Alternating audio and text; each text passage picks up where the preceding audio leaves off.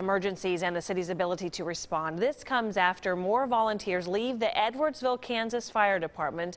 And only here on 41 Action News, Brenda Lise Gonzalez spoke with two former volunteers who say the city is not prepared to help.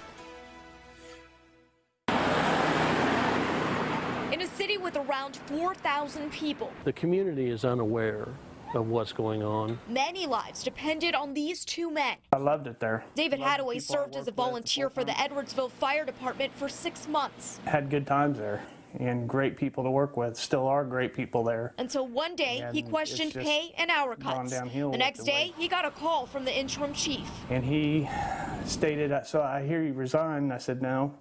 And he goes, well, good, it's news to both of us. Volunteer Rod Simonia heard something similar. I was advised the other day that I'm no longer welcome down there. This month, a handful of volunteers left the department.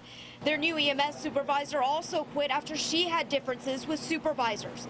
That leaves 12 full-time staff and 7 volunteers. Only 4 are full-time paramedics. It gives the public the impression an EMT can run an ambulance, but you have to have a paramedic. The adjacent city, Bonner Springs, not quite twice the size, has 56 volunteers on staff. We certainly are always looking for more good volunteers to serve. Edwardsville city manager isn't concerned by the numbers. The community is safe. They are receiving exactly the types of services that we said. Both Simonia and Hadaway aren't bitter. I would just ask them to make changes and communicate that well and be accountable to the public. They just want a more organized department before it's too late. People's lives depend on them guys being well trained and taken care of in those positions. And in my opinion, they're just not. Brenda Lise Gonzalez, 41 Action News.